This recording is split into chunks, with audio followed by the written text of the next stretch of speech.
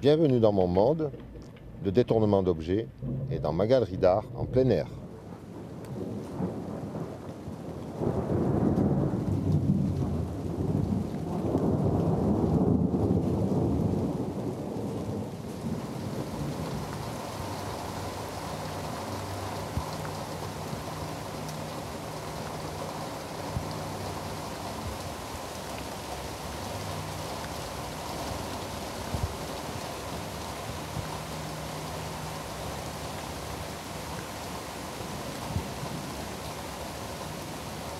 Voilà, donc j'ai démarré la sculpture dans les années 90, début 90. C'était l'anniversaire de ma sœur. Je ne savais pas quoi lui offrir. Elle collectionne les plantes vertes, même en habitant à la campagne. Et je dis, oh, je ne vais encore pas lui offrir une plante verte. Alors, j'avais dans mon garage, dans un coin, j'avais des outils, des vieux outils. J'ai dit, tiens, je vais lui bricoler un porte-pot.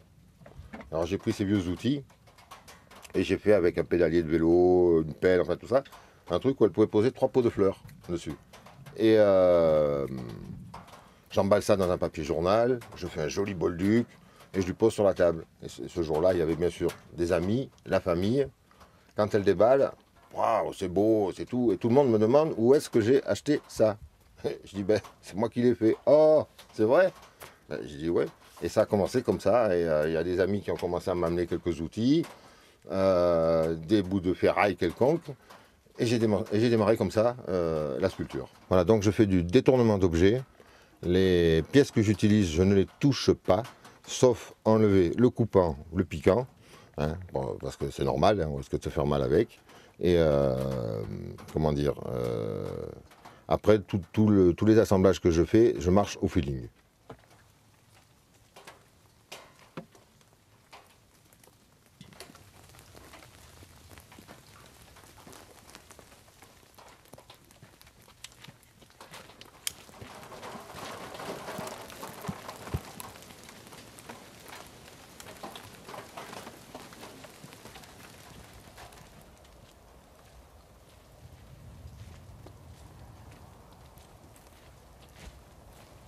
La dame au grand cœur. La tête, ce sont 2 serpes. Les sourcils, ce sont des fers à chaussures. La poitrine, ce sont des coques qu'on trouve en chaudronnerie, hein, des demi-sphères qui servent à différentes choses, pour faire des boules de rampe par exemple. Le cœur, je l'ai découpé dans une plaque qui sert à protéger le feu de la cheminée, pour pas qu'il y ait d'étincelles qui aillent sur un tapis par exemple. Les bras sont des pinces à feu, on est toujours dans le monde du feu. Les mains sont des clés. C'est une fleur qui s'épanouit. La fleur, ce sont des pales de ventilateurs de plafond. Les jambes, alors les jambes, c'est un arbre de roue de 403 Peugeot.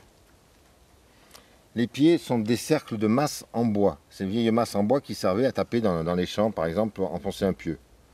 Et les orteils sont des clés. Alors il y a une petite symbolique sur les clés, hein, puisque ça veut dire que la personne, quand elle marche, elle ouvre énormément de choses. Alors au départ, mon métier, c'est surtout la soudure. J'ai travaillé au chantier naval de la Seine, à la Seine-sur-Mer, et sur la construction de bateaux. Et ensuite, quand le chantier a fermé, j'ai travaillé chez Solac, au géant du pliage, plus précisément, où on pliait des tôles très longues. Les pieds, ce sont des marteaux de vitrier, hein, pour enfoncer les petits clous. Le corps du personnage, une paire de pinces. Les yeux, des rondelles.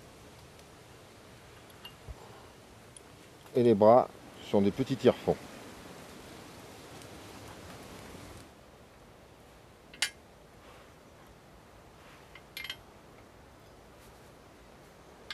Une, 2, 3, 4, 5, 6, 7 pièces pour faire un petit personnage. Au niveau de la sculpture, je suis par exemple fan de Jean Tinguely, qui était l'ami de Niki de Saint-Phal, pour ceux qui connaissent peut-être plus Niki de Saint-Phal que Jean Tinguely. L'année de sa mort, en 1991, c'est l'année où j'ai démarré la sculpture. Il y a peut-être un petit quelque chose quelque part. Voilà, la sculpture s'appelle La Sieste. C'est un lit de bonne. Le personnage, les pieds sont des herminettes. le ventre un jerrycan de Jeep, les bras des porte-gouttières ou porte-chenaux et la tête un seau de fleuriste. Aujourd'hui, avec le temps qu'il fait, les lunettes de soleil, il n'en a pas besoin.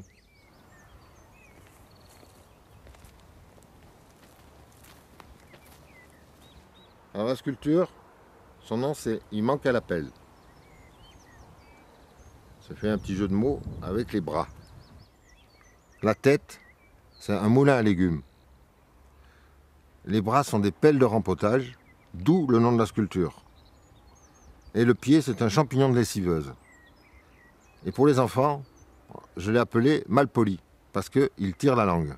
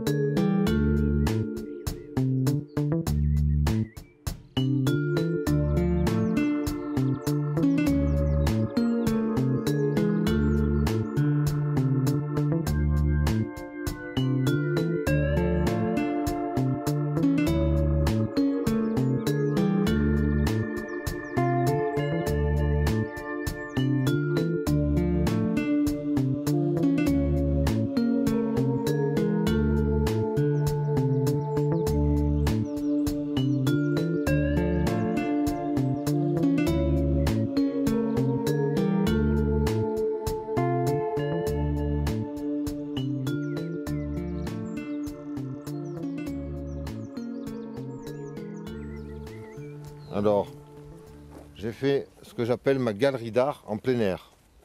Hein, parce que c'est un choix. Mes sculptures sont faites pratiquement toutes pour aller à l'extérieur. Parce que dans une galerie d'art, elles ne sont pas mises en valeur. Alors cette sculpture, je l'ai appelée l'oiseau magique. Alors l'oiseau magique, on lui frotte la tête, on lui fait tourner la queue. Et qu'est-ce qu'il fait? Il pond des œufs. Voilà la conversation. Alors c'est un banc, c'est un personnage avec qui on peut discuter de tout, de politique, de religion. Il n'est pas contradictoire. Il est sourd comme un pot, muet comme une carpe.